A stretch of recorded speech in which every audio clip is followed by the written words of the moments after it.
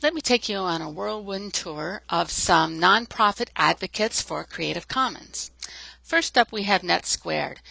NetSquared is a affiliation community for technology for the nonprofits. They have been advocating for Creative Commons for years, and of course you'll see right down here that they are also licensing their work with Creative Commons. Next up would be Amy Sample Ward. She's a UK nonprofit advocate, very influential, very popular, and you'll see right over here on the right side that her work is also licensed by Creative Commons. TechSoup.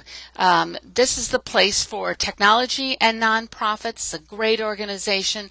They want you to steal their articles, steal their work. They encourage you to steal this. They often say that because they love to license their stuff with Creative Commons and have it distributed freely throughout the internet world.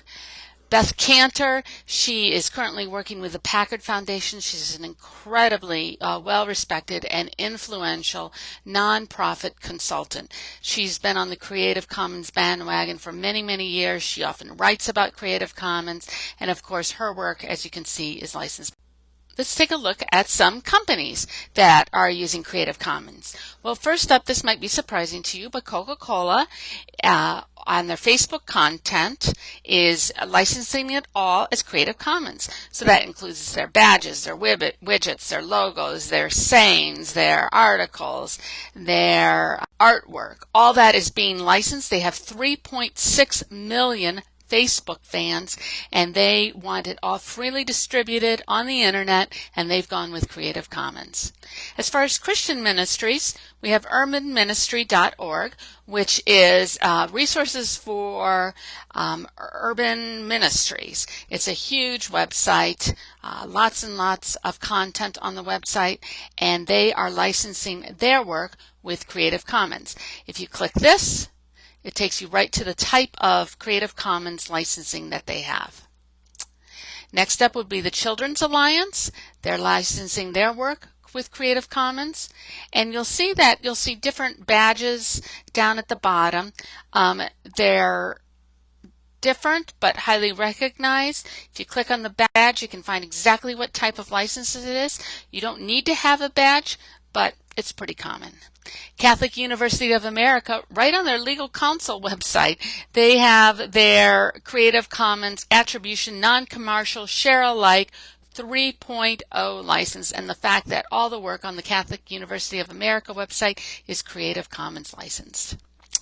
Next we have this website that's hard to say, Remixing Cha Tal Hu Yak, which is a website for archaeology. You can see if you click using this site, they have their Creative Commons license up here, and they've chosen to have it a click away like that under there using this site. Next up would be America Friends Service Committee, which we might know better as the Quakers. They've licensed all their work under Creative Commons. Continuing our tour internationally, water.org, big nonprofit digging wells for fresh water across the world, Creative Commons 3 license. Earth Trends, Creative Commons. I'm just trying to show you how they're displaying it differently. Bloomsbury Academic, that's interesting. They're actually in the textbook publishing business, and yet they use Creative Commons. They want you to share, remix, reuse legally their work, which for a textbook company that's getting into digital media, I think is rather unusual to be going with Creative Commons. It's also forward thinking. Nature Proceedings, this is a scientific website, pre-publication research and preliminary findings for all sorts of scientific work around the world. They're using a specialty license called Science Commons, which is part of Creative Commons. They have a couple of specialty licenses, and this is one of them. Well, we can't go very much higher than the White House.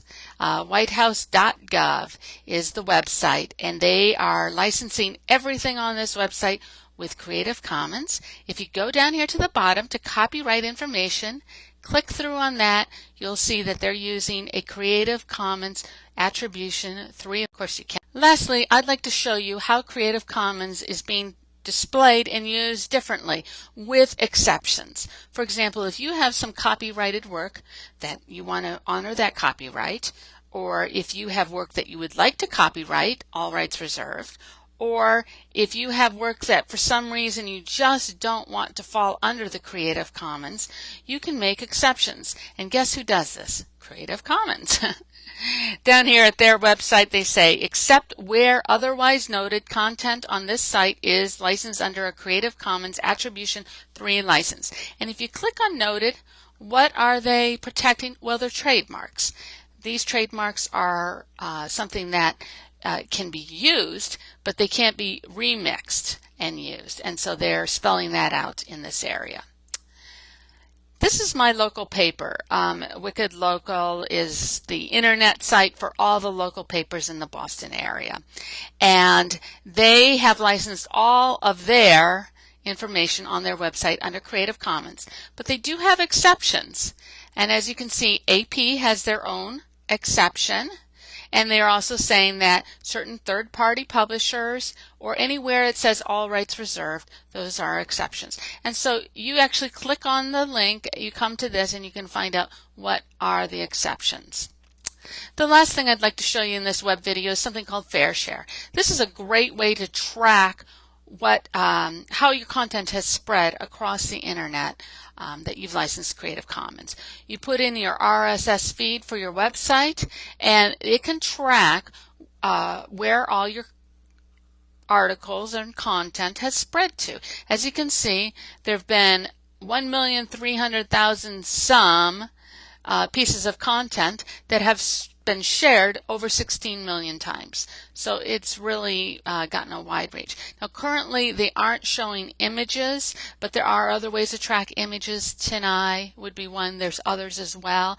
But there is a way to track how your information is being used and spread across the internet. And this is a great new addition to the Creative Commons family. I hope you've enjoyed this little video about Creative Commons and how nonprofits can use it.